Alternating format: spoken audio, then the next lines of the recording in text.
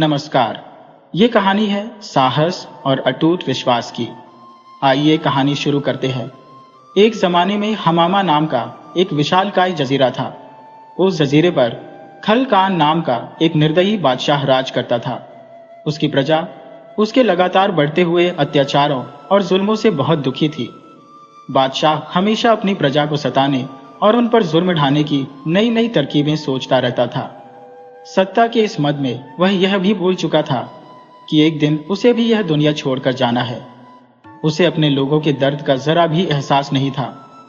वह इस बात से अनजान था कि इंसानियत, शराफत, हमदर्दी और इंसाफ ही वो गुण है जो मनुष्य को मनुष्य बनाते हैं। उस अत्याचारी बादशाह का वजीर, जिसका नाम बद अंजाम था, वह तो बादशाह से भी ज्यादा कठोर दिल और जालिम था।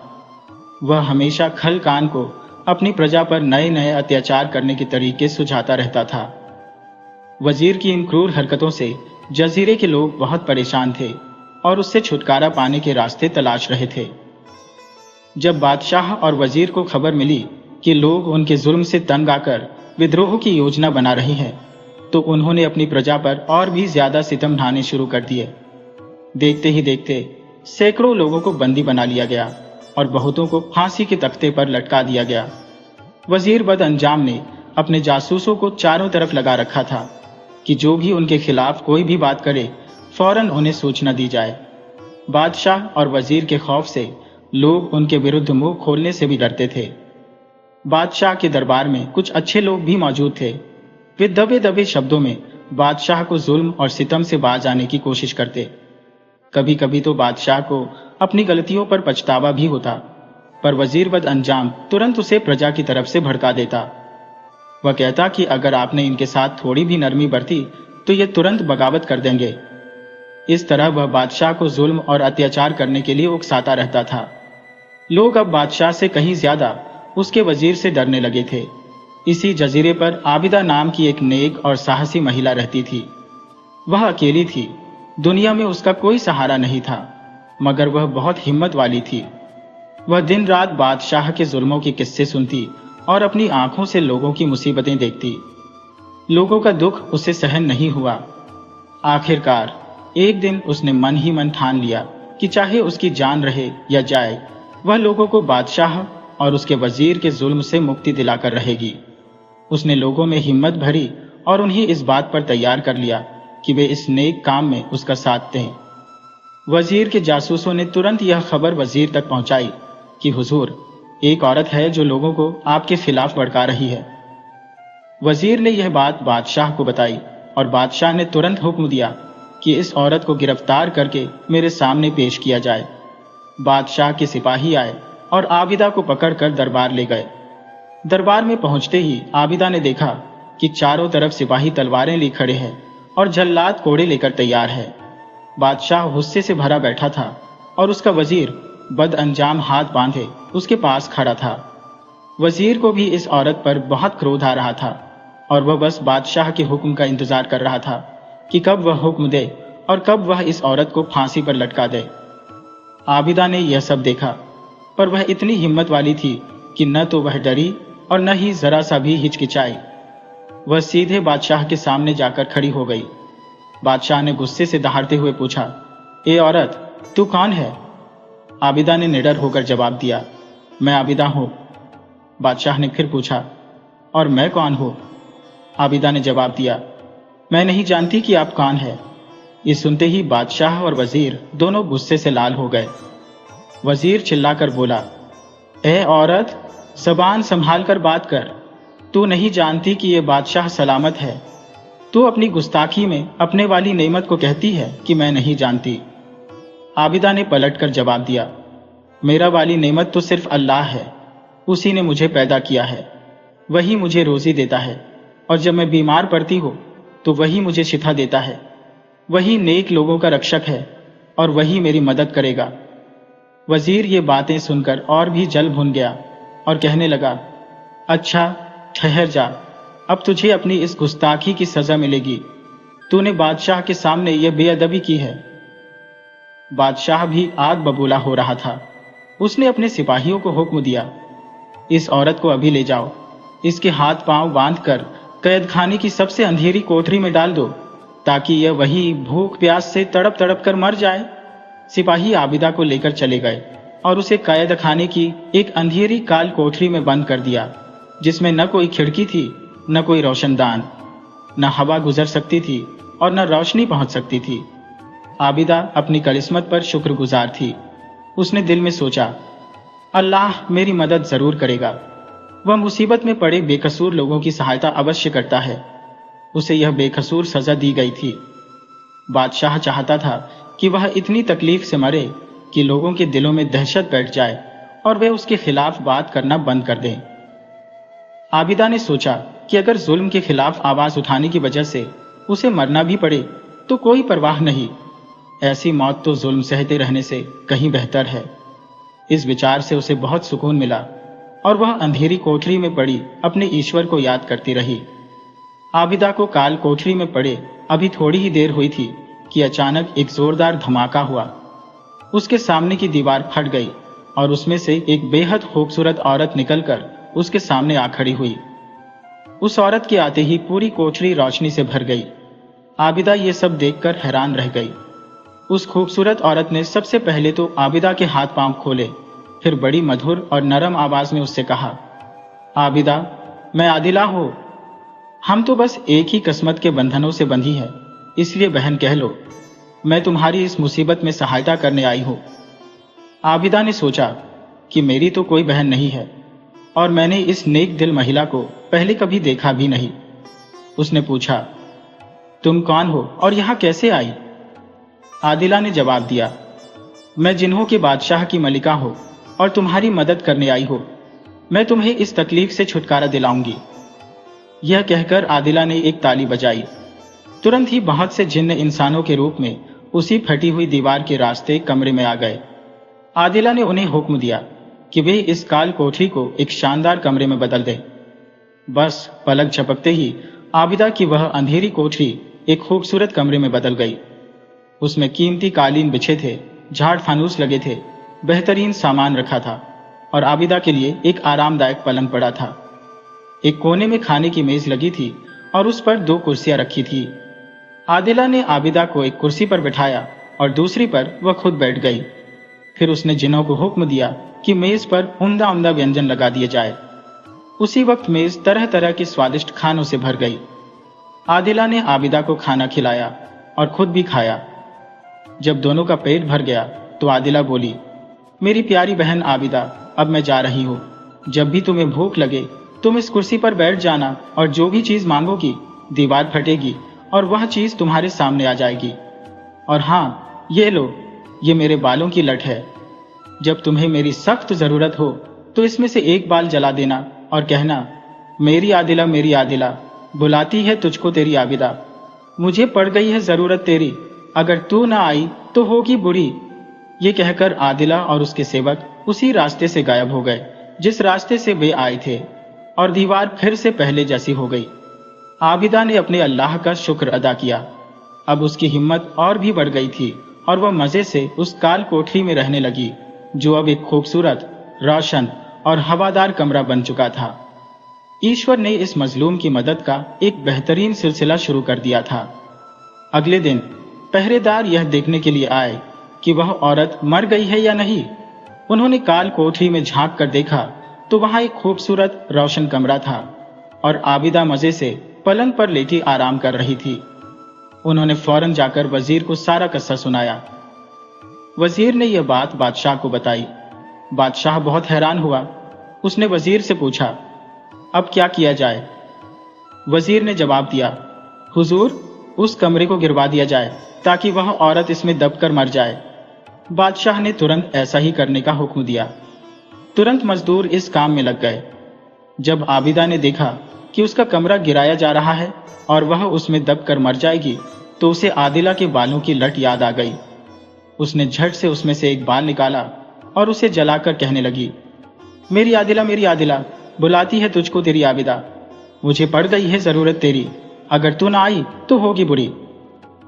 आबिदा का यह कहना था कि दीवार फटी और आदिला मुस्कुराती हुई सामने आ गई।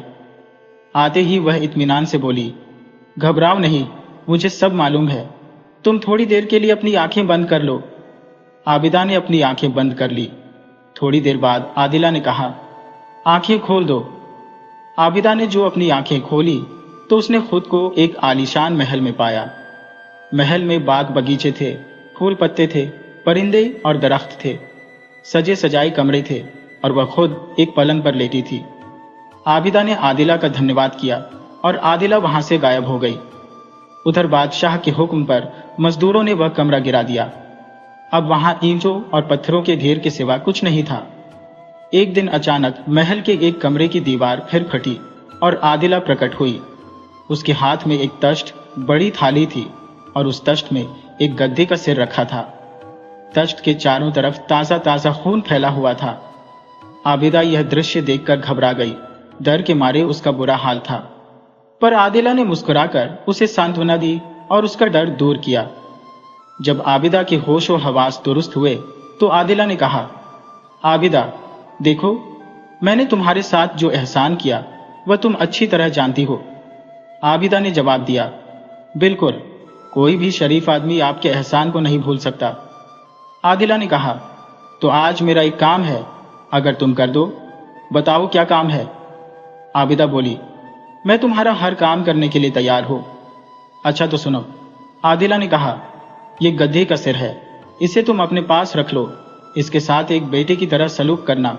सुबह सवेरे इसे जगाना, मुंह धुलाना, रात को लोरी सुनाकर सुलाना और ये काम खुशी खुशी करना। तुम्हारे दिल में इससे नफरत पैदा ना हो। अगर तुमने यह सब कर लिया तो तुम्हें बहुत फायदा पहुंचेगा। और हां, यह भी याद रखना, इन बातों की वजह मत पूछना। इसमें तुम्हारा कोई फायदा नहीं और मैं तुम्हें बताऊंगी भी नहीं। आबिदा ये अजीबोगरीब फरमाइश सुनकर हैरान रह गई, मगर वह आदिला की बहुत एहसानमंद थी और उसकी हर इच्छा पूरी करने को तैयार थी। वह बोली कि वह गद्दे के सिर को बेटी की तरह रखेगी और आदिला ने जो कुछ कहा है वह करेगी। यह सुनकर आदिला गद्दे के सिर की तरफ मुड़ी और कहने लगी, मैं तुझे हर तरह की ताकत देती हूँ। तू जो चाहेगा वह काम बिना किसी मुश्किल के कर सकेगा और हर मुश्किल काम में सफल रहेगा। फिर वह जिधर से आई थी उधर ही चली गई। आदिला को गए हुए थोड़ी ही देर हुई थी कि गधे के सिर से आवाज आई, माँ माँ, मैं सोना चाहता हूँ। आबिदा गधे के सिर को बोलता सुनकर न डरी और न घबराई, बल्कि प्यार से बोली, जरूर जरूर बेटे, तुम सो जाओ, मगर मैं पहले तुम्हारा मुंह धुला दूं, फिर तुम कुछ खा लो। इतने में मैं तुम्हारा बिस्तर ठीक कर दूंगी। फिर आबिदा ने गधे के सिर को अपनी गोद में उठा लिया, मुंह धुलाया, तौलिए से साफ किया, फिर खाना खिलाया और जब वह खा पी चुका तो उसे बिस्तर पर लेटा दिया। वह खुद भी एक तरफ लेट गई और दोनों सो गए। सुबह हुई तो आबिदा ने गद्दे के सिर को उठाया और गुस्सल खाने की तरफ ले चली तो यह देखकर हैरान रह गई कि उसकी कटी गर्दन के नीचे 2 निहायत कीमती हीरे रखे हैं। ऐसे हीरे तो उसने पहले कभी नहीं देखे थे। वह इन हीरों को देख रही थी कि गद्दे का सिर बोला, माँ तुम परेशान मत हो, ये हीरे बहुत कीमती है, इन्हें हिफाजत से रख लो। जौहरी के हाथ बेचाना, अच्छे दाम मिल जाएंगे। आबिदा बोली, बेटा मैं बाहर कैसे जा सकती हूँ? बादशाह के सिपाही मुझे देख लेंगे तो पकड़ कर ले जाएंगे। गधे के सिर ने कहा, नहीं, आप जब चाहेंगी आपको कोई नहीं देख सकेगा। आप किसी को नजर नहीं आएगी, आप सबको देख सकेंगी। आबिदा यह सुनकर बाजार की तरफ जाने को बाहर निकल पड़ी। एक जौहरी की दुकान पर पहुंचकर उसने वह हीरा जौहरी को दिखाया। जौहरी हैरान रह गया। ऐसे हीरे तो उसने अपनी जिंदगी में कभी न देखे थे। उसने झट से वह हीरे खरीद लिए और उसे अच्छे दाम दे दिए। जौहरी को देखते ही लगा कि यह हीरा तो शाही खजाने के एक खास समूह का हिस्सा है जो कुछ समय पहले गायब हो गया था, पर उसने लालच में आकर किसी को कुछ नहीं बताया। थोड़ी ही देर में पूरे बाजार में इन हीरों की चर्चा फैल गई। जब बादशाह तक इन हीरों का जिक्र पहुंचा तो उसने जौहरी को बुलवा भेजा। जौहरी ने जाकर वह हीरे बादशाह की खिदमत में पेश कर दिए। बादशाह भी इन हीरों को देखकर चकित रह गया। उसने फौरन ये हीरे अपनी बेटी शहजादी कमर के लिए खरीद लिए। बादशाह ने पूछा कि ये हीरे कहां से आए, तो जौहरी ने बताया कि एक खास हुलिये की औरत इसे बेचने आई थी। बादशाह को उस औरत को देखने की बड़ी इच्छा हुई। उसने हुक्म दिया कि उसे ढूंढा जाए। अब आबिदा की तलाश शुरू हो गई, मगर वह किसी को कहाँ मिलती। उसे ना आते वक्त किसी ने देखा था और न जाते वक्त। दूसरे दिन भी आबिदा को सुबह गद्दे के सिर के नीचे तकिए पर वैसे ही 2 हीरे और मिल गए और कई दिन तक रोजाना ऐसा होता रहा। एक दिन गद्दे के सिर को क्या सूझी कि उसने आबिदा से कहा कि वह खलकान बादशाह के पास जाए और शहजादी कमर को उसकी शादी का पैगाम दे।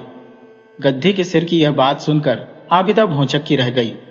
उसकी समझ में ना आया कि वह क्या करे। उसने गद्दे के सिर से कहा, बेटा, तुम ये कैसी बेवकूफी की बातें कर रहे हो? मैं बादशाह से जाकर क्या कहूंगी? वह मुझे मारकर महल से निकाल देगा। गधे का सिर बोला, नहीं मां, तुम जाओ और मेरा पैगाम शहजादी को देकर आओ। बादशाह से कहना, मेरा बेटा रासल हमार, गधे का सिर, आपकी बेटी कमर से शादी करना चाहता है। आबिदा के नजदीक इससे ज्यादा और कोई मूर्खतापूर्ण बात नहीं हो सकती थी, मगर वह मजबूर थी। वह आदिला से वादा कर चुकी थी कि गधे के सिर को बेटा बनाकर रखेगी और उसकी हर इच्छा पूरी करने की कोशिश करेगी। बेचारी आबिदा आखिरकार बाहर निकली और सीधी महल में बादशाह की मलिका के पास पहुंची। पहले तो मलिका उसको देखकर हैरान हुई कि यह औरत कौन है जो इस तरह मेरे पास आई है। फिर जब आबिदा ने अपने आने की वजह बताई तो मलिका गुस्से से लाल पीली हो गई। उसने अपनी खादिमाओं को हुक्म दिया, इस औरत का दिमाग खराब हो गया है, इसकी इतनी मरम्मत की जाए कि इसका दिमाग ठिकाने आ जाए। खादिमाओं ने आबिदा को जमीन पर औंधा लिटाकर उसकी कमर पर कोड़े बरसाना शुरू कर दिए और जब खूब मरम्मत हो चुकी तो उसे धक्के देकर महल से निकाल दिया। आबिदा कोड़े खाकर गिरती पड़ती अपने महल वापस रवाना हुई। वह थक चुकी थी और उसका सारा बदन दुख रहा था। उसे एक तरफ तो रासल हमार की इस बेवकूफाना हरकत पर गुस्सा आया और दूसरी तरफ अपने आप पर कि उसने क्यों इसका कहना माना। फिर उसे अपनी दोस्त आदिला का ख्याल आया, जिसने बहुत मुसीबत के वक्त उसकी मदद की थी। वह उसकी इतनी एहसानमंद थी कि उसकी ख्वाहिश को टाल नहीं सकती थी, इसलिए उसे सब्र करना पड़ा। घर पहुंचकर वह धम्म से बिस्तर पर गिर पड़ी और आह भरते हुए गद्दे के सिर को अपने मल्लिका के पास जाने, उसको पैगाम देने और फिर अपनी पिटाई का सारा हाल सुनाया। रासल हमार ने उसको बहुत सांत्वना दी और मलिका को बुरा भला कहा। कुछ दिन आराम करने के बाद आबिदा का दर्द जाता रहा और वह पहले की तरह फिर अपने बेटे की सेवा करने लगी। रासल हमार ने देखा कि आबिदा बिल्कुल ठीक हो गई है तो उसने फिर जिद की कि वह बादशाह के पास जाए और उसकी शहजादी को शादी का पैगाम दे। गधे के सिर की बात सुनकर वह घबरा गई। पहले तो उसने बादशाह के पास जाने से इनकार कर दिया और बोली कि उसमें अब और पिटने की हिम्मत नहीं है।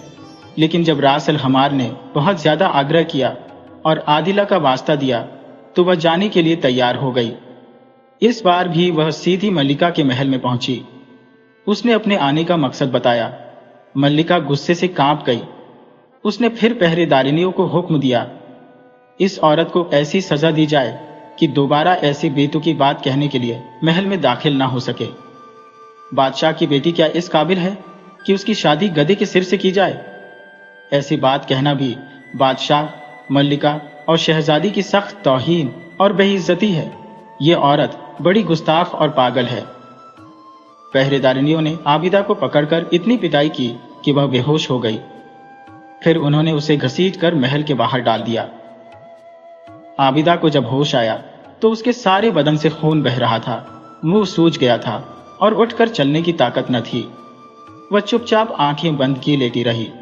कुछ देर के बाद हिम्मत करके घसीटते घसीटते अपने महल में वापस आई और अंदर आते ही बेहोश होकर गिर पड़ी। जब रासल हमार ने अपनी मां का यह हाल देखा तो फौरन यह कहकर आदिला को आवाज दी, आदिला जल्दी आ, देख तो क्या हुआ, पिट गई आबिदा, हाले जख्मी हुआ। फौरन ही दीवार फटी और आदिला कमरे में आ गई। उसने देखा कि आबिदा जख्मों से चूर बेहाल पड़ी है। उसने आबिदा के जख्मों को साफ किया, दवा लगाई और पट्टी बांधी। फिर उसके हलकत में पानी डाला। अब आबिदा ने आदिला को देखा तो उसकी जान में जान आई, दर्द में कमी मालूम हुई। आदिला ने उससे कहा कि वह आराम करे। फिर आदिला चली गई। दूसरे दिन वह फिर आई और फिर रोजाना आने लगी। वह आबिदा की अच्छी तरह देखभाल करती और चली जाती। कुछ ही दिनों में आबिदा की चोटें ठीक हो गईं और वह फिर से तंदुरुस्त और ताकतवर हो गई। मल्लिका की पहरेदारिनियों के हाथों की मार को वह भूल गई। दूसरी तरफ बादशाह के महल में यह खबर फैल गई कि एक औरत शहजादी के लिए गधे के सिर का पैगाम लेकर मल्लिका के पास आई है। लोग उस औरत के बारे में तरह तरह की बातें करने लगे। बादशाह को भी इसकी सूचना मिली। उसको भी बहुत गुस्सा आया और उसने पहले अपने वजीर को तलब किया। वजीर खुद भी बादशाह को बताना चाहता था। दोनों अब मिलकर सोचने लगे कि इस औरत का क्या इलाज किया जाए। प्रजा पहले ही बिगड़ी हुई थी, अगर औरत को मार डाला गया तो फसाद होगा। वजीर ने सोच विचार करके बादशाह से कहा, हुजूर, वह औरत दोबारा आ चुकी है और मार पिटाई के बावजूद बाज नहीं आती। मेरा ख्याल है वह एक बार फिर आएगी। हमें उसका इंतजार करना चाहिए। अब जब वह आए तो उसे पकड़कर मजबूर किया जाए कि जो कोई उसे यह पैगाम देकर भेजता है वह उसे अपने साथ लाए, और इसके अलावा शहजादी से शादी के लिए ऐसी शर्त लगा दी जाए जो कोई पूरी न कर सके। अगर वह दोनों बातें पूरी न करे तो उसे सबके सामने जिंदा जलवा दिया जाए। बादशाह को अपने जालिम वजीर की यह सलाह बहुत पसंद आई। उसने अपनी मलिका से इसका जिक्र किया। शहजादी कमर भी वहां मौजूद थी और सब सुन रही थी। उसने अपनी मां से कहा कि आप उससे कहिए कि जैसे 2 हीरे वह बेचने के लिए पहले लाई थी और जो अब्बा जान ने खरीद कर मुझे दिए थे, मुझे वैसे ही वह 6 हीरे और ला दे। मल्लिका शहजादी की बात सुनकर खामोश हो गई। कुछ दिनों के बाद आबिदा को फिर उसके बेटे रास अल हमार ने मजबूर किया कि वह उसका पैगाम लेकर मल्लिका के पास जाए। आबिदा तैयार हो गई, मगर उसने यह सोच लिया कि अब तीसरी बार वह बादशाह के महल से जिंदा वापस नहीं आ सकेगी। बहरहाल वह आदिला से वादा कर चुकी थी। वह कहने लगी, अच्छा बेटा, मैं मल्लिका के पास जाती हूँ, मगर समझ लेना मैं जिंदा वापस नहीं आऊंगी। ये सुनकर गधी का सिर बोला, अम्मा, तुम परेशान ना हो। इस बार जब तुम महल में जाओगी तो तुम्हारा शानदार स्वागत किया जाएगा। लोग तुम्हें हाथों हाथ लेंगे, तुम्हें कोई नहीं सताएगा। और हाँ, तुम मल्लिका की हर शर्त कबूल कर लेना। आबिदा को अपने बेटे की बातों से तसल्ली हुई और वह महल की तरफ चल पड़ी। महल के दरवाजे पर दरबान ने उसको नहीं रोका और वह मल्लिका के सामने पहुंचा दी गई। मल्लिका ने उसका हाथ पकड़कर उसे अपने बराबर कुर्सी पर बिठाया और पूछा, कहो, कैसे आना हुआ? आबिदा बोली, हुजूर, आपको मालूम तो है मैं क्यों आई हूँ। मेरा बेटा रासल हमार आपकी बेटी शहजादी कमर से शादी करना चाहता है। मैं उसी का पैगाम लेकर आपके पास आई हूँ। मल्लिका बोली, मेरी बेटी इस मुल्क की शहजादी है। इससे कोई शहजादा ही शादी कर सकता है जो उसकी शान के मुताबिक माल और दौलत मुहैया कर सके। आबिदा ने जवाब दिया, हुजूर, मेरा बेटा भी किसी से कम नहीं। जितनी दौलत आप चाहती है वह दे दी जाएगी और शहजादी की खातिर हर शर्त पूरी की जाएगी। मल्लिका बोली, तुम हमारी शर्तें पूरी नहीं कर सकोगी। आबिदा बोली, हुजूर, बताइए क्या शर्तें हैं? सब शर्तें पूरी की जाएगी। मल्लिका ने चेतावनी दी, अगर शर्तें पूरी ना हुई तो आबिदा को जिंदा जला दिया जाएगा। आबिदा यह सुनकर घबराई, मगर उसको गधे के सिर की बात याद आई कि मल्लिका जो भी शर्त लगाए वह उसको मान ले। वह बोली, मंजूर है हुजूर, बताइए क्या शर्तें हैं। मल्लिका बोली, अच्छा तो सुनो, शहजादी के लिए एक आलीशान महल तैयार किया जाए जिसमें हर तरह का आराम और ऐश का सामान हो। उस महल की शान और शौकत किसी तरह भी हमारे महल से कम ना हो, और यह ठीक हमारे महल के सामने दरिया के किनारे तामीर किया जाए। इसके अलावा शहजादी कमर के लिए जमुरत और याकूत से जड़ा हुआ एक ताज और सोने के तारों से बुने हुए 6 जोड़े लाए जाए, और हाँ, 6 ऐसे हीरे भी लाए जाए जैसे 2 हीरे जौहरी ने बादशाह की खिदमत में पेश किए हैं। और यह तमाम शर्तें 6 दिन के अंदर पूरी करनी चाहिए, वरना तुम्हारे बचने की उम्मीद नहीं। आबिदा यह सुनकर इत्मीनान से बोली, मल्लिका सलामत, मुझे आपकी तमाम शर्तें मंजूर है। आबिदा की यह बात सुनकर और उसका इत्मीनान देखकर मल्लिका परेशान हो गई कि कहीं सचमुच वह सारी शर्तें पूरी न कर दे और उसकी चांद जैसी बेटी गधे के सिर से ब्याह दी जाए। बहरहाल वह शर्तें बता चुकी थी और आबिदा उन्हें पूरा करने का वादा कर चुकी थी। आबिदा महल से निकलकर घर की तरफ चली तो रास्ते में सोचने लगी कि गधे का यह सिर तमाम शर्तें पूरी कैसे करेगा। 6 दिन में महल किस तरह बनेगा? जड़ाऊ ताज और सुनहरी लिबास कहां से आएंगे? जब घर वापस आकर इसने मल्लिका की शर्तें रास अल हमार को सुनाई तो वह बोला, ठीक है अम्मा, फिक्र न करो, ये तमाम शर्तें तय वक्त के अंदर पूरी हो जाएगी। अब तुम जाओ और आराम करो।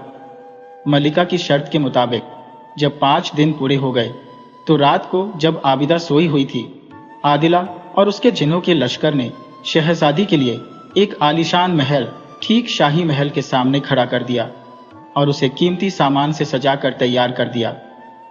मल्लिका ने सोने के तारों के बने कपड़े, ताज और हीरों की जो शर्त लगाई थी वह भी मुहैया कर दिए गए।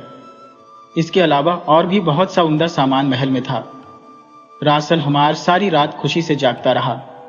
आबिदा जो सोई हुई थी उसी हालत में नए महल में पहुंचा दी गई। सुबह को जब आबिदा की आंख खुली तो वह आलीशान महल और उसके साजो सामान देखकर हैरान रह गई। वह समझी कि शायद कोई ख्वाब देख रही है। वह बार बार अपनी आंखें मलती और गौर से चारों तरफ देखती।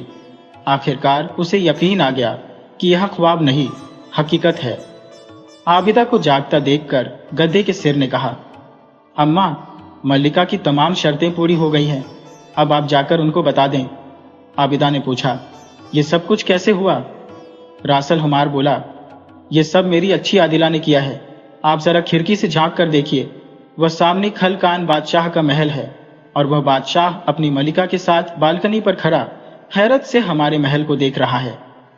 आबिदा ने खिड़की से जाकर देखा तो वाकई बादशाह और उसकी मलिका शहजादी कमर के साथ बालकनी पर खड़े रासल हुमार के महल को देख रहे थे और हैरान हो रहे थे। इतने में बहुत सी खादिमाई कमरे में आई और आबिदा को ले जाकर उन्होंने महल के तमाम कमरे और कीमती सामान दिखाए। हीरे जवाहरात का ताज और जरी का लिबास सामने लाकर रखे। फिर गधे के सिर ने इशारा किया तो यह चीजें सोने चांदी की थालियों में रखकर शाही महल की तरफ चल दी। आबिदा भी उनके साथ थी। मल्लिका और उसकी बेटी ने जो यह सामान देखा तो उनकी हैरत की सीमा न रही। शहजादी ने जो 6 हीरे मांगे थे वह भी पेश कर दिए गए। उनकी चमक दमक से शहजादी बहुत खुश थी।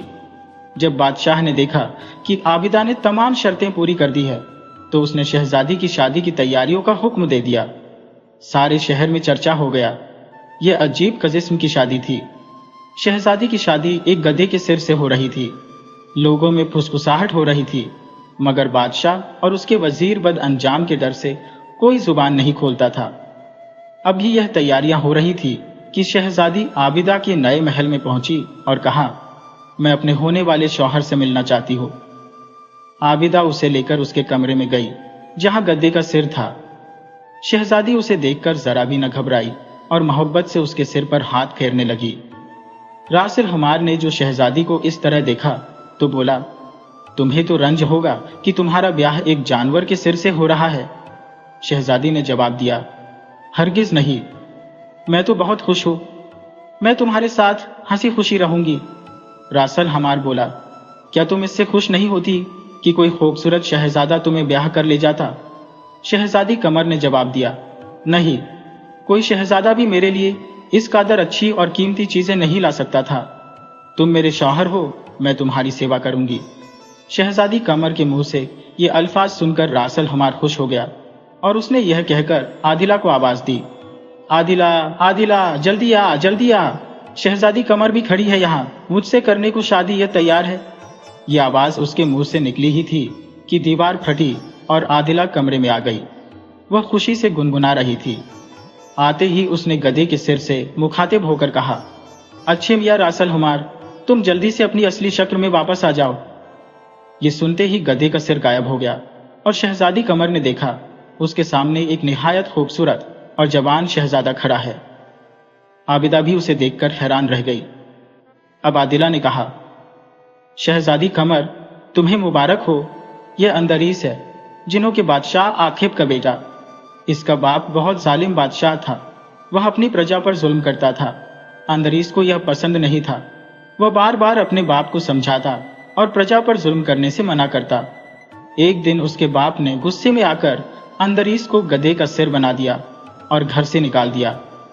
मुझे मालूम था कि आबिदा भी एक जालिम बादशाह और उसके वजीर के जुल्म का निशाना बनी कैद में है। मैंने दोनों को एक जगह कर दिया और ये साथ साथ रहने लगे। अब इसके अलावा मैं तुम्हें और कुछ नहीं बताऊंगी। और देखो, ये बात अच्छी तरह सुन लो, शहजादा अंदरीस रात को अपनी असली शक्ल में रहेगा, मगर दिन में गधे का सिर बन जाया करेगा। तुम ये राज किसी को न बताना, अपनी माँ मल्लिका को भी नहीं बताना, वरना तुम्हें अफसोस होगा। फिर आदिला दीवार के रास्ते गायब हो गई। शादी के बाद दोनों मजे से रहने लगे। उधर बादशाह और मल्लिका को यह दुख था कि उनकी बेटी गधे के सिर के साथ ब्याह दी गई। उनकी किस्मत फूट गई। पर जब वे शहजादी को खुश देखते तो उन्हें ताज्जुब होता। उनकी समझ में नहीं आता था कि यह माजरा क्या है। क्या शहजादी पर किसी ने जादू कर दिया है? एक दिन मल्लिका ने बड़ी राजदारी से शहजादी कमर से पूछा कि वह गद्दे के सिर के साथ खुश तो रहती है ना? शहजादी बोली कि वह बस इतना बता सकती है कि रासल हमार के साथ वह बहुत खुश है, इससे ज्यादा वह और कुछ नहीं बता सकती। उसने अपनी माँ से कहा, आपने एक बार कहा था कि इंसान की जिंदगी में चाहे जैसा भी वक्त आ पड़े उसे खुश रहना चाहिए। बस मैं भी इसीलिए खुश रहती हूँ। मलिका उसके जवाब से संतुष्ट हो गई और बादशाह को भी इत्मीनान हो गया। लेकिन जब बादशाह के वजीर बद अंजाम को यह मालूम हुआ कि शहजादी गधे के सिर के साथ खुश है, तो उसकी जलन और ईर्ष्या से बुरा हाल हो गया। वह समझ गया था कि शहजादी के खुश रहने में जरूर कोई भेद है। उसने बादशाह को फिर भड़काया और उससे कहा कि वह शहजादी से खुश रहने की असली वजह मालूम करे। बादशाह ने अपनी मल्लिका से कहा कि वह शहजादी को मजबूर करे कि वह उसे असल बात बता दे।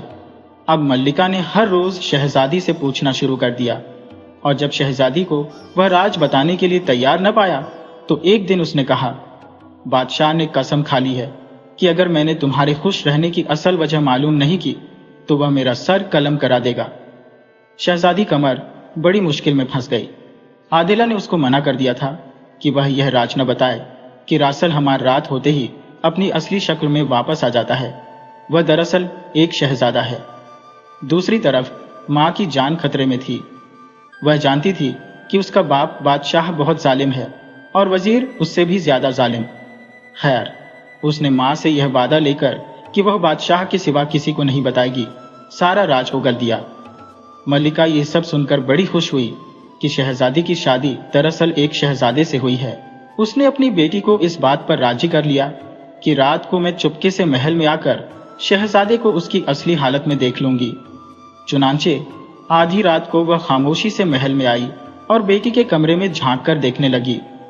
उसने देखा कि गधे का सिर तो मेज पर एक तरफ रखा है और पलंग पर एक खूबसूरत शहजादा लेटा आराम कर रहा है। मल्लिका उसे देखकर खुश हो गई और चुपके से वापस अपने महल में आ गई। दूसरे दिन सुबह उसने सारा वाकया बादशाह को सुना दिया। बादशाह भी खुश हो गया कि उसकी शहजादी की शादी दरअसल एक शहजादे से हुई है। उसने वजीर को भी बता दिया। वजीर बड़ा चालाक था। वह समझ गया कि कुछ ही दिनों में बादशाह अपनी हुकूमत शहजादे के हवाले कर देगा और फिर उसका द्वार खत्म हो जाएगा। उसने सोचा किसी भी तरह शहजादी को उसके शौहर से अलग कर दिया जाए। चुनांचे उसने एक दिन तन्हाई में बादशाह से कहा, हुजूर, हमें यह तो मालूम हो गया है कि शहजादी की शादी एक शहजादे से हुई है, लेकिन आपकी प्रजा अभी तक यह समझ रही है कि उनके बादशाह की बेटी गधे के सिर से ब्याही है। सारे मुल्क में इसी का चर्चा हो रहा है और लोग तरह तरह की बातें बनाते हैं। क्यों न कोई तरकीब ऐसी की जाए कि सारे लोगों को असल हकीकत का पता चल जाए। बादशाह बोला, कहते तो तुम ठीक हो, मगर इसके लिए क्या किया जाए? वजीर बोला, हुजूर, मेरा ख्याल यह है, रात को जब शहजादा सो जाए तो महल से गद्दे का सिर उठवा लें और उसी वक्त उसको जला दें। सुबह को जब शहजादा उठेगा तो गधे का सिर नहीं होगा। मजबूरन वह अपनी असली शक्ल में लोगों के सामने आ जाएगा और इस तरह तमाम लोगों को मालूम भी हो जाएगा। बादशाह की समझ में यह तरकीब आ गई। उसने मल्लिका से कहा कि आज रात को खामोशी से महल में जाए और गधे का सिर वहां से उठा लाए। मल्लिका को भी यह सलाह पसंद आई। चुनांचे आधी रात को वह खामोशी से शहजादी कमर के महल में पहुंची और चुपके चुपके शहजादे के कमरे में जाकर, जहां वह आराम से सो रहा था, गधे का सिर उठा लाई। वजीर भी रात को बादशाह के महल में पहुंच गया। उसने मल्लिका के हाथ से गधे का सिर ले लिया और उसी वक्त उसको अंगीठी में डाल दिया। इधर उसने सिर को आग में डाला और उधर एक जबरदस्त तूफान सा आ गया। बिजली कड़कने लगी और जमीन हिलने लगी। शहजादा अंदरीस एकदम जाग उठा उसने शहजादी कमर से कहा, जालिम, तूने मुझे धोखा दिया, आदिला का राज फाश कर दिया। ये सब उसी का नतीजा है। ये कहते ही शहजादा वहां से गायब हो गया। उसके गायब होते ही ना वह महल रहा और न वह साजो सामान। हर तरफ बस एक धूल का गुबार था जो कि फैल गया था। आबिदा परेशान हो गई। उसकी समझ में ना आया कि यह सब क्या हुआ। शहजादी कमर रोती पीटती अपनी माँ के पास आई और कहने लगी, ये सब आपका किया धरा है। आपने मेरा भेद सब पर जाहिर कर दिया। मल्लिका को भी दुख था और बादशाह को भी, मगर वजीर दिल में बड़ा खुश था। शहजादी अब अपने बाप के महल में रहने लगी। वह हर वक्त रोती रहती और उस वक्त को कोसती थी जब उसने वह राज अपनी माँ को बताया था।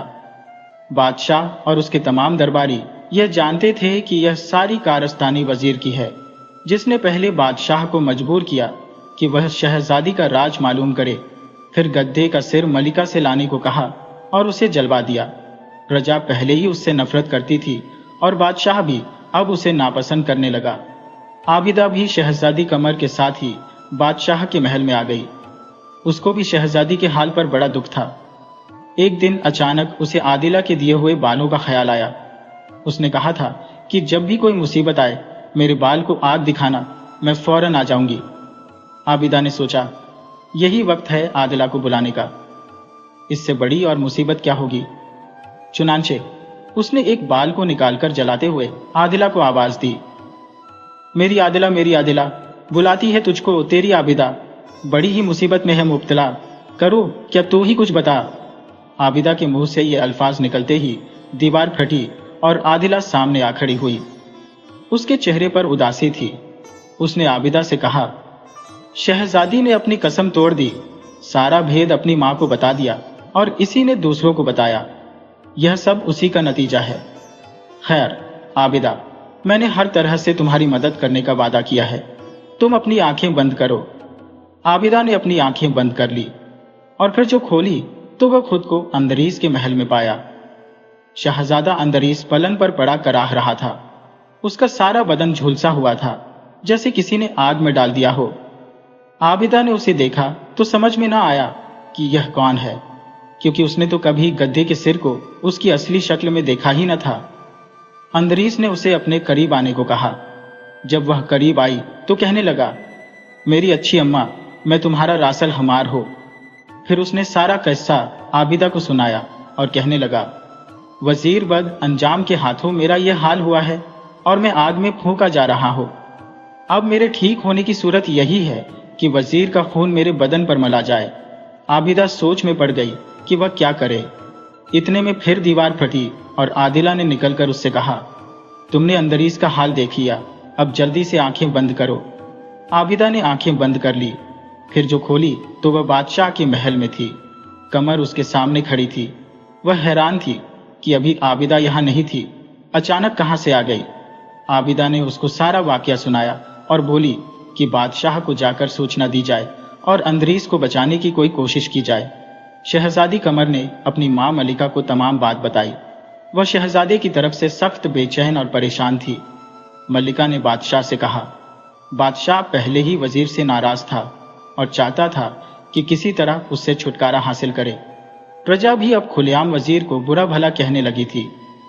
चुनांचे बादशाह ने वजीर को दरबार में तलब किया और जल्लाद को हुक्म दे दिया कि जो ही वजीर दरबार में दाखिल हो उसकी गर्दन मार दे और उसका खून एक तश्त में जमा कर ले।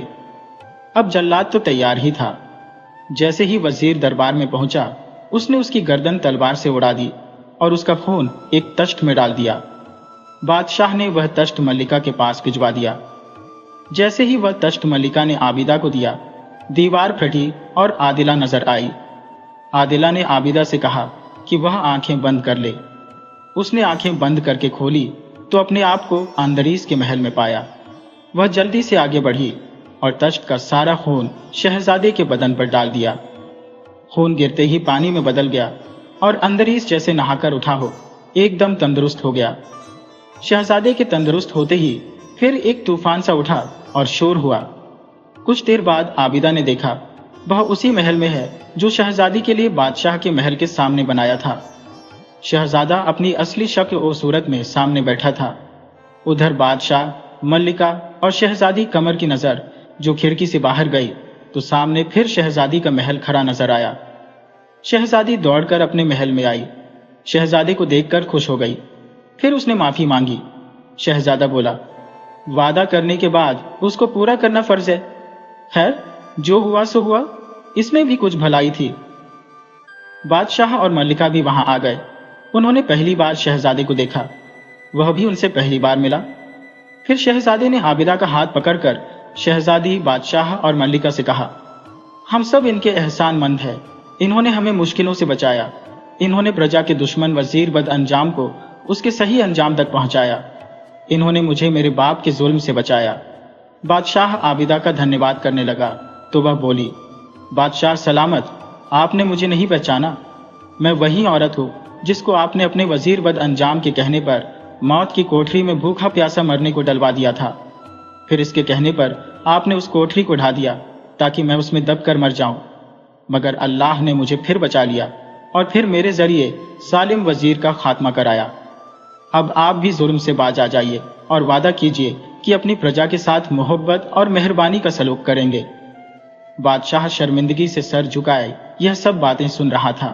वह बोला, मैं सबके सामने अपनी गलतियों का इकरार करता हूँ और अपने गुनाहों से अल्लाह से माफी चाहता हूँ।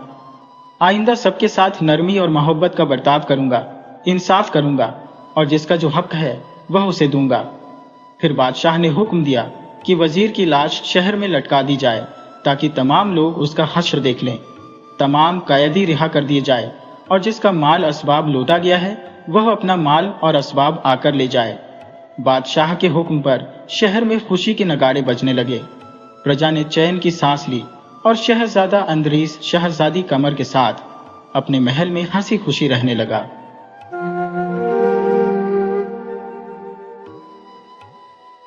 पुराने जमाने की बात है। एक नगर था जिसका नाम चांदपुर था।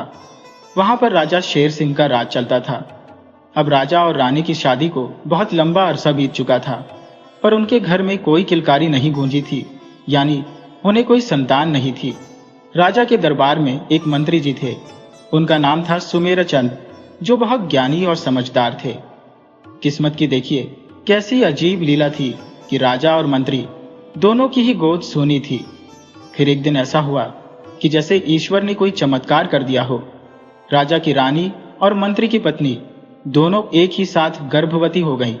और फिर क्या, दोनों के घर में एक एक प्यारी सी बिटिया ने जन्म लिया।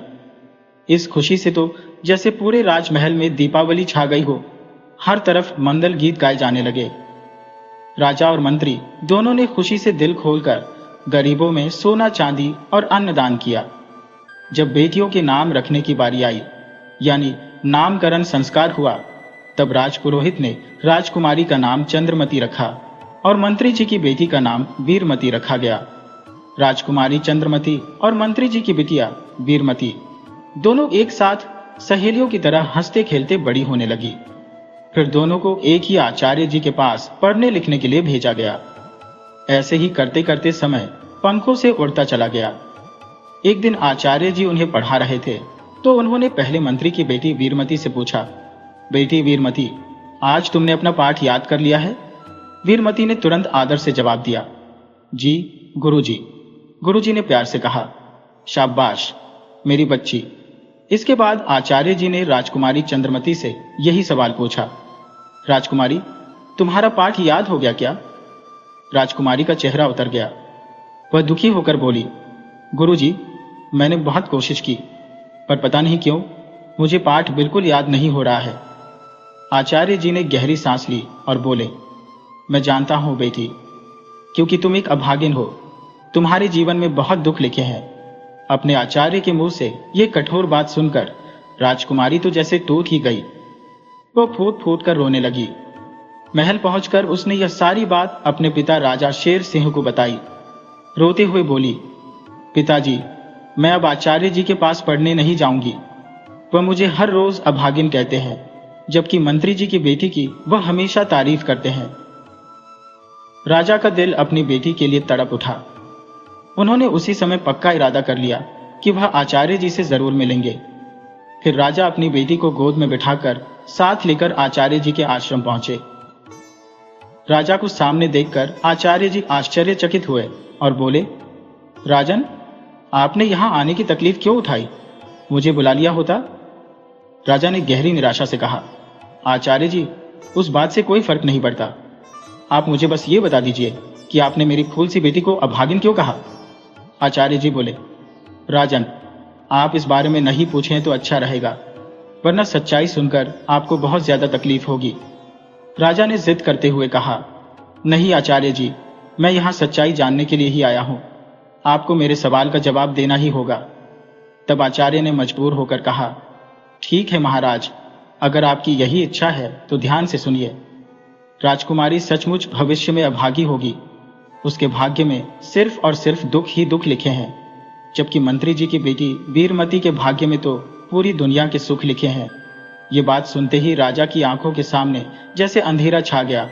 उनका माथा ठनक गया। फिर उन्होंने खुद को किसी तरह संभाला और जोर देकर बोले, नहीं आचार्य जी, ऐसा नहीं हो सकता। मेरे जीते जी मैं ऐसा कभी होने नहीं दूंगा। मेरी बेटी के सारे दुखों को मैं सुख में बदल दूंगा। इसके बाद राजा ने अपनी बेटी का हाथ मजबूती से पकड़ा और कहा, चलो बेटी, हम इसी पल यहाँ से बहुत दूर चलते हैं, एक ऐसी जगह पर जहाँ दुख का साया भी न पड़े। राजकुमारी ने भोलेपन से पूछा, लेकिन पिताजी, माँ? राजा ने भावुक होकर कहा, फिलहाल तुम अपनी माँ को भूल जाओ बेटी। जब तक मैं तुम्हारा भाग्य नहीं बदल देता, तुम्हारी माँ को कुछ भी बताना ठीक नहीं है, वरना वह यह सदमा बर्दाश्त नहीं कर पाएगी। और फिर राजा ने उसी समय अपनी बेटी के साथ सब कुछ छोड़कर अपने राज्य से रातों रात निकल गए। वे दोनों दिन रात पैदल चलते रहे, जैसे हवा के घोड़े पर सवार हों।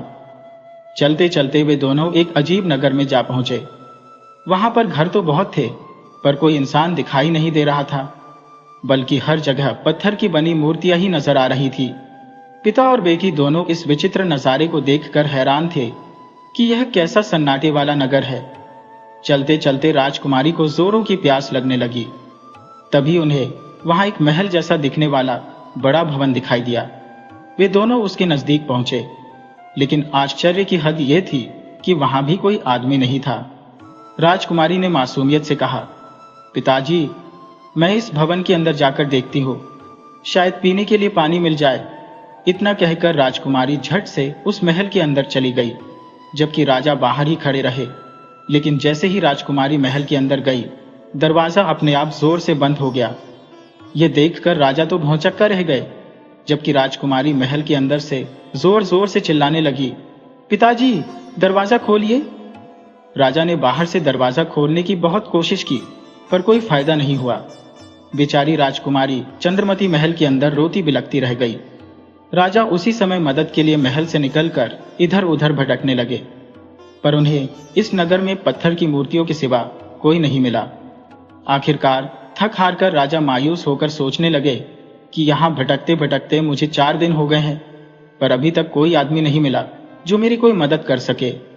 लगता है आचार्य जी ने जो कहा था कि मेरी बेटी अभागी है, वह बात सच हो गई। मैं किस्मत का लिखा विधान नहीं बदल सकता। और फिर कुछ दिन वहीं भूखे प्यासे भटकने के बाद राजा बेबस होकर रोता बिलखता हुआ अपनी राजकुमारी चंद्रमती को उसके भाग्य के भरोसे छोड़कर अपने राज्य वापस लौट गया।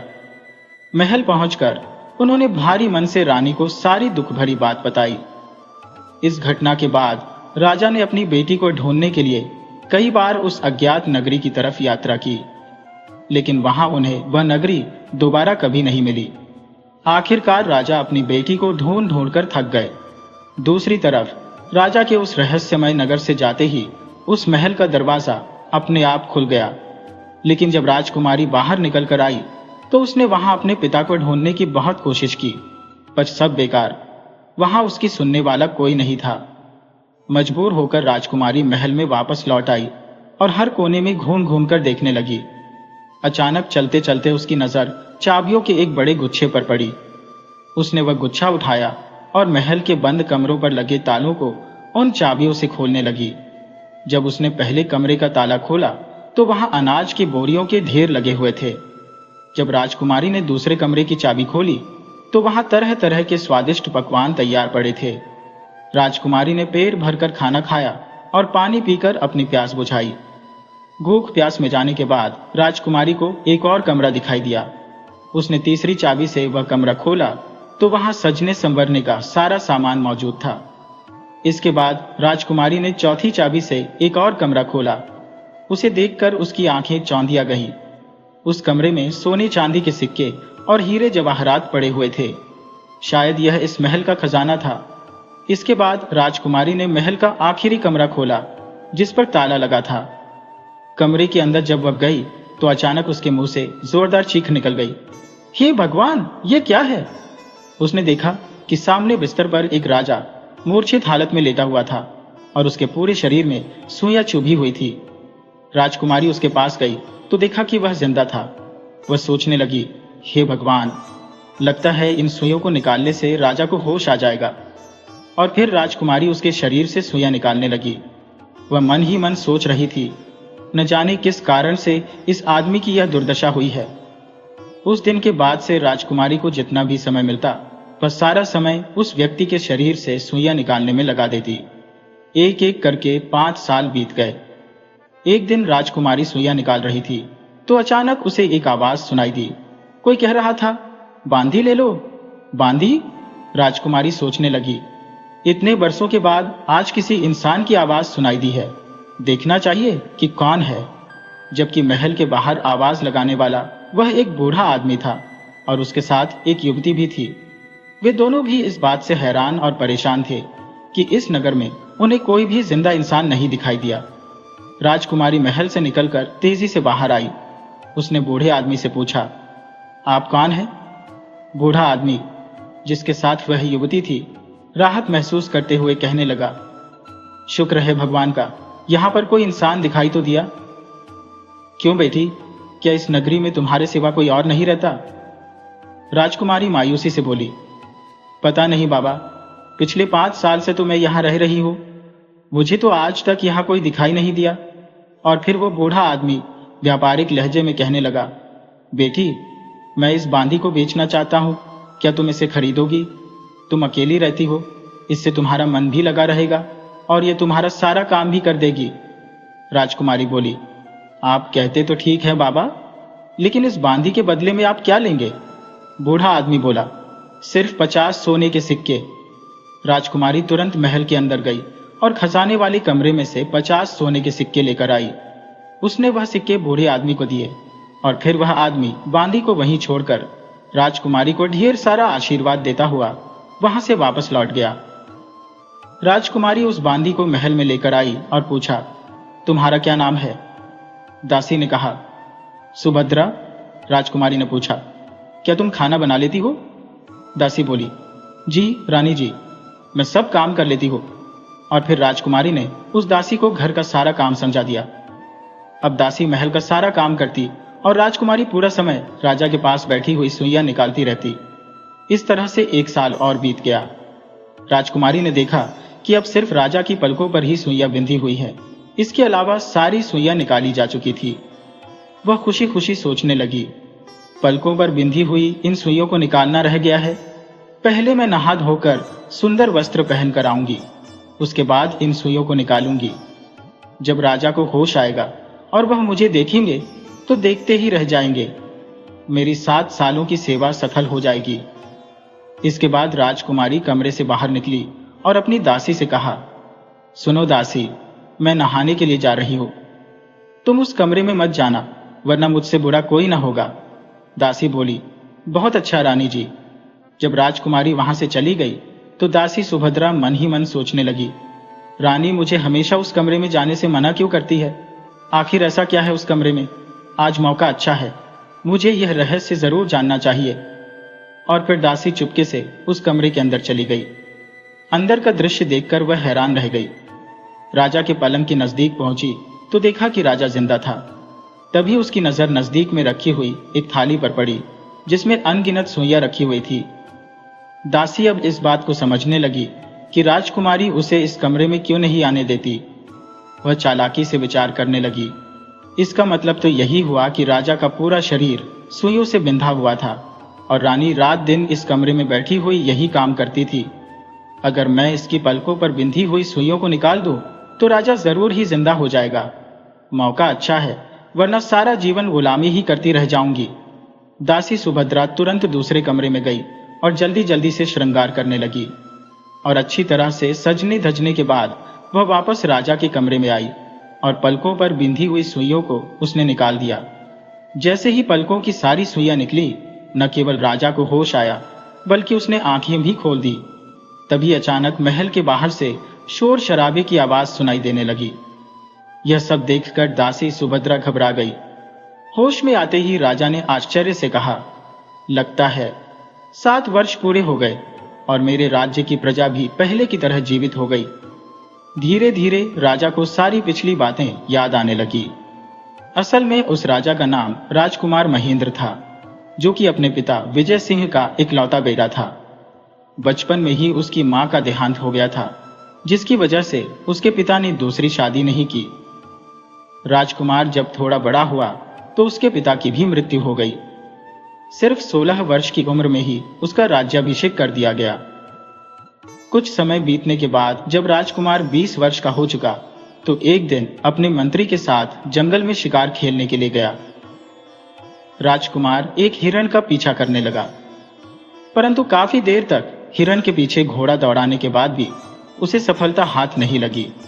अब उसे जोरों की प्यास लगने लगी, लेकिन दूर दूर तक उसे पानी दिखाई नहीं दिया। काफी देर तक वह पानी की तलाश में इधर उधर भटकता रहा और तब उसे एक छोटी सी कुटिया दिखाई दी। राजकुमार उस कुटिया के अंदर दाखिल हो गया। कुटिया के अंदर गेरुआ वस्त्र पहने हुए एक बहुत ही सुंदर तपस्विनी बैठी हुई थी। राजा ने उसे आदर से प्रणाम किया और कहा, देवी, मैं बहुत ही प्यासा हूं, क्या मुझे थोड़ा सा पानी मिलेगा? उसकी आवाज सुनकर तपस्विनी ने अपनी आंखें खोली, लेकिन उसे कोई उत्तर देने के बजाय वह राजकुमार को देखती ही रह गई। राजकुमार ने फिर से अपनी बात दोहराई और तब तपस्विनी ने उसे पानी पिलाया और फिर उसने राजकुमार को खाने के लिए कुछ फल दिए। इस दौरान तपस्विनी एक टक राजकुमार को देखे जा रही थी। तब राजकुमार ने संकोच से कहा, देवी, आखिर आप मुझे इस तरह से एक टक क्यों देखे जा रही हैं?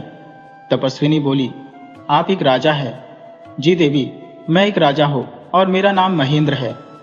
मैं शिकार खेलने के लिए आया था। तब तपस्विनी ने भावुक होकर कहा, राजन, तुम बहादुर होने के साथ साथ बहुत ही सुंदर और बलवान भी हो। तुम्हें देखते ही मेरा मन तुम पर मंत्रमुग्ध हो गया था। मैंने तो यही सोचा था कि मैं अपना सारा जीवन ईश्वर की भक्ति में गुजार दूंगी और कभी शादी नहीं करूंगी, लेकिन जब से मैंने तुम्हें देखा है मुझे लगता है कि मैं अब अपने सन्यासी जीवन का पालन नहीं कर पाऊंगी। राजकुमार ने हैरानी से कहा, यह आप क्या कह रही हैं देवी? हाँ राजन, तुम्हारे रूप और सौंदर्य ने मेरी अंतरात्मा को विचलित कर दिया है, इसलिए मैं तुमसे विवाह करना चाहती हूँ। मुझे अपनी दासी समझकर मुझसे विवाह कर लो। राजा हक्का बक्का रह गया। वह बोला, नहीं देवी, यह संभव नहीं हो सकता। ऐसा सोचना भी मेरे लिए पाप है, क्योंकि आप एक तपस्विनी है और मैं मन से आपको देवी मान चुका हूं। तपस्विनी बोली, ऐसा मत कहिए राजन, मैं आपके बिना जीवित नहीं रह पाऊंगी। मुझे अपनी पत्नी स्वीकार करिए। अब तो राजा महेंद्र को तपस्विनी की इन बातों पर क्रोध आने लगा। उसने गुस्से से कहा, मूर्ख स्त्री, मैं तुम्हें दिल से देवी मानता था। ये मेरी भूल थी। तुम तो देवी नहीं बल्कि पापिन हो। अगर मैंने तुम्हारा जल और फल ग्रहण न किए होते तो मैं इसी समय तुम्हारे टुकड़े टुकड़े कर देता। राजा की बात सुनकर उस तपस्विनी का चेहरा क्रोध से तमतमा गया। वह बोली, सुनो मूर्ख राजा, मेरे पवित्र प्रेम को तुम पाप कहते हो। तुमने मेरा घोर अपमान किया है। इसकी सजा मैं तुम्हें जरूर दूंगी। जाओ, मैं तुम्हें श्राप देती हूं कि जिस रूप और शक्ति के घमंड में तुमने मेरा अपमान किया है वह 7 वर्षों तक निर्जीव हो जाएगा और तुम्हें 7 वर्षों तक सुइयों से भरे हुए बिस्तर पर बिना बोले तड़पना पड़ेगा। तुम्हारी प्रजा भी इन 7 वर्षों तक अपने अपने घरों में पत्थर की मूर्ति बनकर रहेगी। 7 साल के बाद जब कोई अभागी राजकुमारी तुम्हारे शरीर से सुइयां निकाल देगी, तब तुम्हें और तुम्हारी प्रजा को मेरे श्राप से मुक्ति मिल जाएगी। अब चले जाओ यहां से। इसके बाद राजा महेंद्र किसी तरह से रास्ता ढूंढता ढूंढता अपने महल में वापस आ गया। महल में पहुंचते ही जैसे ही वह अपनी थकान मिटाने के लिए बिस्तर पर लेटा, उसी क्षण वह मूर्छित हो गया और उसके शरीर में सैकड़ों सुइयां चुभ गईं। उसके बाद महल के सारे कमरे अपने आप ही बंद हो गए और सब पर ताले लग गए। नगर में रहने वाले सभी लोग अपने आप ही पत्थर की मूर्तियों में बदल गए। सब कुछ याद आने के बाद राजा महेंद्र की नजर पास ही खड़ी हुई दासी पर पड़ी।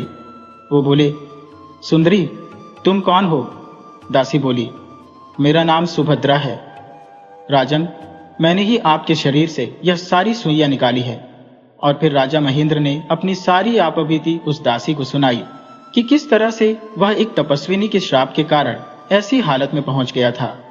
और फिर राजा ने गहरे संतोष से कहा, तुम वही अभागी राजकुमारी हो जिसके कारण मुझे श्राप से मुक्ति मिली है। लेकिन तुम अपने आप को अभागी मत समझो। तुमने मुझे जीवन दिया है, मैं तुम्हें यहां पर रानी बनाकर रखूंगा। परंतु यह तो बताओ कि तुम किस नगर की राजकुमारी हो?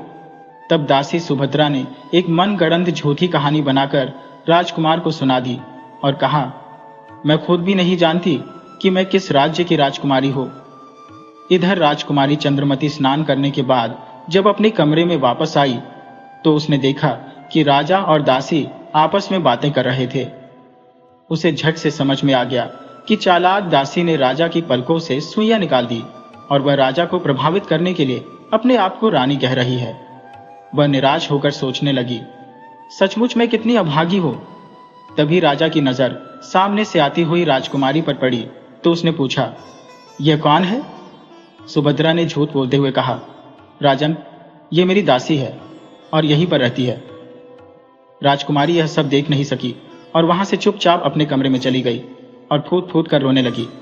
इस प्रकार से वह उस महल में दासी बनकर रहने लगी, जबकि दासी सुभद्रा उस महल की रानी बन गई।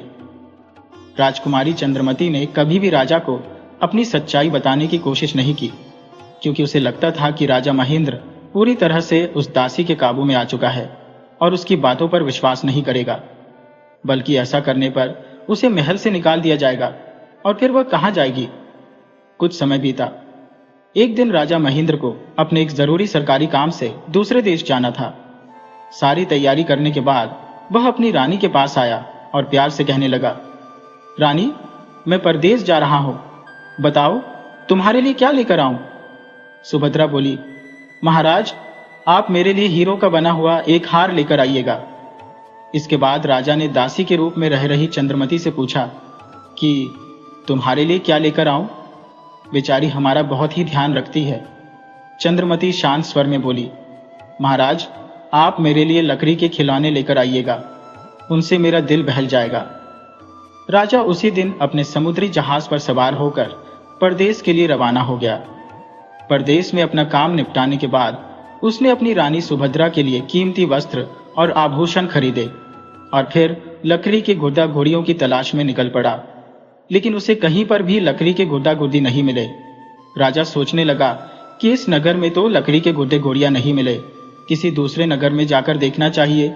और फिर वह अपने जहाज पर सवार होकर दूसरे देश के लिए चल पड़ा। रास्ते में पड़ने वाले कई देशों में उसने लकड़ी के गुड्डे घोड़ियां ढूंढे। आखिरकार उसे एक नगर में लकड़ी के गुड्डे घोड़ियां मिल ही गए। वहां के एक व्यापारी से राजा ने खिलौने खरीदे और अपने नगर को वापस चल दिया। कुछ हफ्तों की लंबी यात्रा के बाद राजा वापस जब अपने नगर में पहुंचा तो उसने अपनी रानी सुभद्रा और दासी राजकुमारी को उनकी मनचाही वस्तुएं दे दी। दोनों ही अपनी अपनी चीजें पाकर बहुत ही खुश थी। दासी बनी हुई राजकुमारी चंद्रमती गुड्डे घोड़ियों को अपने कमरे में ले जाकर एक मेज पर रख देती है और फिर हर रात जब सब लोग सो जाते थे तो उनसे खूब बातें करती, उन्हें अपना सुख दुख बताती और अपने दिल को हल्का करती। वह कहती, सुन गुड्डे घोड़िया, हमारा दुख सुन। 7 वर्ष सेवा करी, फिर भी न पाया सुख। एक रात को जब रोज की तरह दासी राजकुमारी गुड्डे घोड़ियों को सामने रखकर अपना दुखड़ा रो रही थी तो अचानक राजा की आंख खुल गई। राजकुमारी कह रही थी, सारी दुनिया सो रही है पर यह दासी जाग रही है। राजा की नींद खुल गई। वह सोचने लगा, यह दासी इतनी रात को अपने कमरे में किससे बातें कर रही है? इस रहस्य को जानने के लिए राजा दासी चंद्रमती के कमरे के नजदीक पहुंचा और चुपचाप दरवाजे के पास खड़ा होकर उसकी बातें सुनने लगा। वह कह रही थी, सुन गुड्डे घोड़िया, राजकुमारी का दुख। 7 वर्ष बीत गए, फिर भी न मिला सुख। उसे रोता हुआ देखकर राजा महेंद्र तुरंत उसके पास आया। राजा को अचानक अपने सामने देखकर चंद्रमती घबरा गई और बोली, महाराज, आप यहाँ पर इस समय? राजा बोले, हाँ, लेकिन तुम इन गुड्डे गुड़ियों के साथ क्या बातें कर रही थी और तुम रो क्यों रही हो? आखिर तुम्हें क्या दुख है, मुझे बताओ तो सही। राजा की बातें सुनकर राजकुमारी की आंखों में फिर से आंसू आ गए। वह टूटे हुए स्वर में कहने लगी, महाराज, मैं बहुत ही अभागी हूं, मेरी बातों पर कोई विश्वास नहीं करेगा। अच्छा तो यही होगा कि आप मेरे दुखों के बारे में न पूछें। राजकुमार ने आग्रह किया, नहीं नहीं, मैं तुम्हारी बात पर विश्वास करूंगा, तुम मुझे सब कुछ बताओ। तब चंद्रमती बोली, सुनिए महाराज, मैं राजा शेर सिंह की बेटी राजकुमारी चंद्रमती हूं। बचपन में ही मेरे आचार्य जी ने मेरे अभागी होने की भविष्यवाणी कर दी थी और फिर राजकुमारी ने अपने जन्म से लेकर बड़े होने तक की सारी आपबीती राजा को सुना दी और आखिर में गला भर्राते हुए बोली, महाराज, 7 सालों तक मैंने आपके शरीर से सुइयां निकाली, जबकि सुभद्रा को तो मैंने बूढ़े आदमी से खरीदा था और उसे अपनी दासी बनाकर रखा था, परंतु अब वह आपकी रानी बन गई और मैं दासी बन गई। उसकी बातें सुनकर राजा की आंखें आश्चर्य से फैल गई। वह बोले, यह सब बातें तुमने मुझे पहले क्यों नहीं बताई? चंद्रमती बोली, महाराज, मुझे इस बात का डर था कि कहीं आपको मेरी बात पर विश्वास न हुआ तो मुझे इस महल से बाहर निकाल दिया जाएगा और फिर मैं इस अनजान नगर में कहां पर दर दर भटकती रहूंगी। राजा बोले, ऐसा सोचना तुम्हारी भूल थी चंद्रमती, अनजाने में मुझसे बहुत बड़ा पाप हो गया और तुम भी दुख झेलती रही। खैर, अब मैं उस चुड़ैल को सजा जरूर दूंगा, तुम आओ मेरे साथ। राजकुमारी चंद्रमती को अपने साथ लेकर राजा उसी समय अपने कमरे में गया और उसने सुभद्रा को फटकारते हुए कहा, धोखेबाज औरत, तूने जो कुछ भी किया है उसके लिए भगवान तुझे कभी माफ नहीं करेगा। निकल जा इसी समय मेरे महल से, इसी में तेरी भलाई है। वह घबरा गई और बोली, मुझसे क्या कोई गलती हो गई महाराज? सुभद्रा को अब यह समझते हुए देर न लगी कि उसका भेद अब खुल चुका है और राजा को उसकी असलियत मालूम हो चुकी है। वह तुरंत राजा के कदमों में गिर पड़ी और क्षमा की याचना करने लगी और बोली, मुझे माफ कर दीजिए महाराज, आज से मैं आपकी दासी बनकर रहूंगी। राजा ने गुस्से से कहा, बकवास बंद करो, तुम यहाँ की दासी बनने के लायक भी नहीं हो। राजा ने उसी समय अपने सैनिकों को बुलाया और आदेश दिया, सैनिकों, इसी समय इस धोखेबाज औरत को यहाँ से निकाल दो और कोड़े मार मार कर इसे हमारे देश की सीमा से बाहर कर दो। जो आज्ञा महाराज, कहकर सैनिकों ने उसी समय आदेश का पालन किया और सुभद्रा को राज्य की सीमा से बाहर कर दिया गया। अगले ही दिन राजा महेंद्र ने राजकुमारी चंद्रमती से विवाह कर लिया और इसके बाद राजा महेंद्र राजकुमारी चंद्रमती को लेकर उसके पिता के पास गया। उसे देखते ही राजा और रानी खुशी से झूम उठे और कहने लगे, आज से हमारे सारे दुख दूर हो गए। चंद्रलोक राज्य की प्रजा को भी जब अपनी राजकुमारी के आने की खबर मिली तो उसे देखने के लिए राजमहल में भीड़ उमड़ पड़ी। सभी लोग राजकुमारी की जय जयकार करने लगे। कुछ दिन तक आनंद पूर्वक चंद्रलोक राज्य में बिताने के बाद राजा महेंद्र और राजकुमारी चंद्रमती वहां से विदा लेकर अपने राज्य वापस लौट गए। राजा शेर सिंह ने अपनी बेटी को दहेज में हीरे जवाहरात और कीमती उपहार दिए। उस दिन के बाद राजकुमारी को कभी कोई दुख नहीं मिला और वह आनंद पूर्वक अपने पति राजा महेंद्र के साथ उसके राज्य में रहने लगी। देखिए दोस्तों, यह कहानी हमें सिखाती है कि किस्मत चाहे कितनी भी बुरी क्यों न लिखी हो, अगर इंसान सच्चे मन से सेवा करता है और सब्र रखता है तो एक न एक दिन उसका फल जरूर मिलता है। लालच और झूठ का सहारा लेने वाले सुभद्रा जैसे लोग कुछ देर के लिए तो सफल हो जाते हैं, पर सच्चाई देर से ही सही सामने जरूर आती है। ईमानदारी और नेकी की जीत हमेशा होती है।